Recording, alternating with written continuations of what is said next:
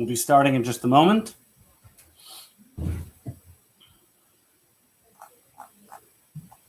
Okay, welcome everybody to today, lunch break with the Rabbi. Sorry for a little bit of a delay today.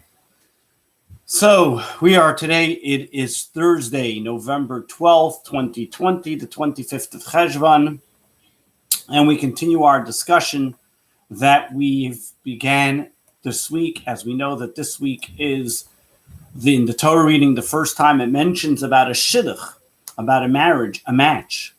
So we are going to continue to talk about what this means, a marriage, a match, how does it work, and what's it all about.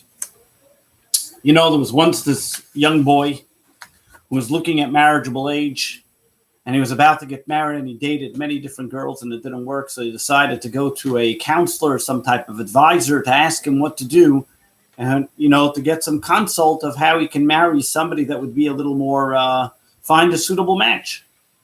And the advisor tells him, you know, what's the problem? What are you having? He says, every girl I bring home, my mother says, no good. She right away ruins it. She says, you know what? Find somebody that's exactly like your mother. Same mannerisms, cooks the same, acts the same, behaves the same. Then you'll know you'll be all right. So comes back a few months later, comes back to the marriage counselor and says, what's the problem now? He said, I found somebody that's exactly like my mother in every shape and form. But what's the problem now? He says, now my father doesn't like her. When we look at marriage and we look at what's going on, what does it mean, marriage? And many Jewish people believe and understand that the concept of marriage is something called Bashert, that you're destined, as we mentioned yesterday, that from the moment the person is born, God decides who you're going to marry.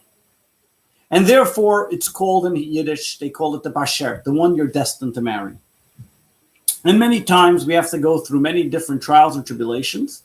Sometimes first try, second try, third try, and maybe many more years later until we finally find that person who we're destined to marry. There's an interesting story that the Medrash talks about King Solomon. King Solomon had a beautiful daughter. This beautiful daughter, he saw with divine wisdom that the one that she is destined to marry is a poor, rugged fellow, no job, loser, whoever it may be. So he decided he doesn't want his daughter to marry this individual, but he's going to put it to a test. If she's really destined to marry this person, let's see what happens. So he sent her away and he put her in this tower that she was going to stay and live there and not meet anybody, so she wouldn't come in contact with any people. And this way, she wouldn't have to marry this person that's undesirable, to him at least. And what happened was, on the other side of the island, there was this individual, this poor guy, who couldn't find a place to sleep. It was freezing cold.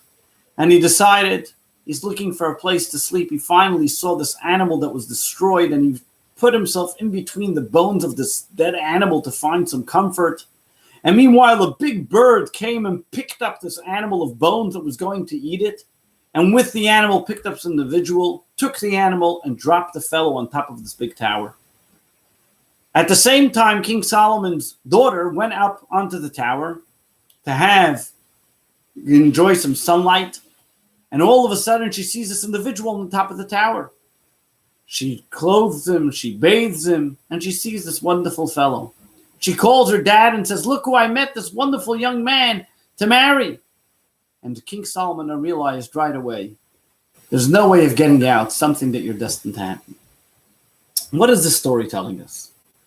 On one hand, we find the concept that a person's Bashert, the person they're destined to marry, comes to them and is there for them and is going to come to them. But on the other hand, we find that a person has to go out there and look and find his match.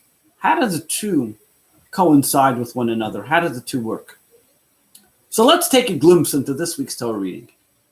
This drives into what we're talking about marriage in our class of Fascinating Facts and with this week's Torah reading, so it works really well together. In this week's Torah reading, Abraham tells his servant Eliezer, go to a land where I was born and find a mate for my son Isaac. Abraham lived in the land of Canaan, seemingly the holy land of Israel. But he said, I don't want my son to marry any girl from this land. I want only specifically somebody from my birthplace. They didn't say from my family. He wanted somebody from his birthplace. What was wrong with the people of Canaan? In fact, he had a diligent servant by the name of Eliezer who had a daughter who was ready to marry Yitzchak. But Abraham made him swear and said, you're not going to give my son to your daughter. I want somebody specifically from the land I come from. Why? Why couldn't he take somebody from locals? Were there no girls that were good next to him? And the commentaries explain that what Abraham was looking for was a certain type of behavior. Not necessarily an ideology, but more of a behavior. He lived amongst the people of Canaan. The people of Canaan behaved like the people of Egypt. He knew that the people of Canaan were like Noah's son Canaan, grandson Canaan, who were people of crass behavior. It wasn't the problem they were idolaters, because Avram knew my father was an idolater and he himself wasn't. Avram knew also that the people in Haran, Aram Naharaim, where Rivka was from, were also idolaters. To the extent we find out even when Eliezer came, he was asked to wash his feet. Or he asked to wash his feet because he didn't want to walk into the house that was full of idolatry. So idolatry wasn't the problem, because he knew that there can be a person that can live amongst idolaters. Ideology is not the issue. We don't always accept and adapt to the ideology that's in our circles. But behaviors is something which is automatically sticks to a person the way they're brought up. Certain type of given that when a person comes from in a certain type of habitat, that it's allowed or that it's done. This Avram didn't like.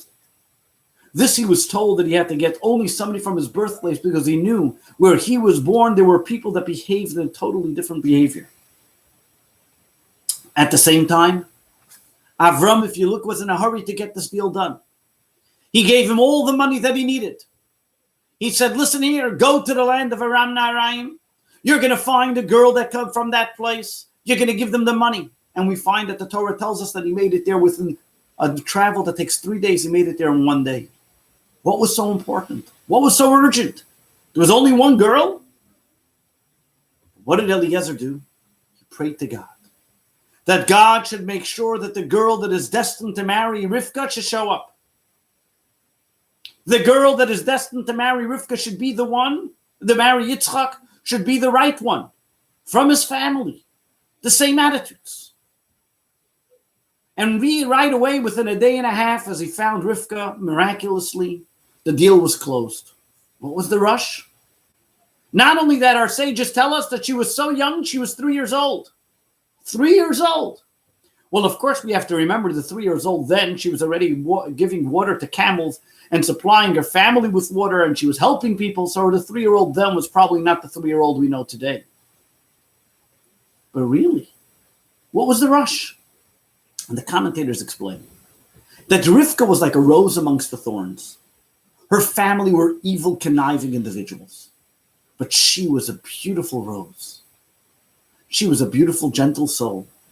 That the moment that she was eligible for marriage, she had to be pulled out from those thorns. According to Jewish law, from 3 years old is the moment that a girl is eligible for marriage. And for that reason, she had to be pulled from the thorns at that immediate moment. But even more so, how did Eliezer finally find Rivka? How did he finally find that destined match that was needed for Yitzchak? He says it once and he says it twice. I prayed to God for mercy that God help me find the girl that I need. It wasn't something on his own. He needed and understood that only with God's mercy and prayers to God would he be able to find the right match for Isaac. Yitzchak himself as well. The first time he met Rivka, we find that he was praying for the right match. Next week's Torah reading, when Jacob and Leah and Rachel.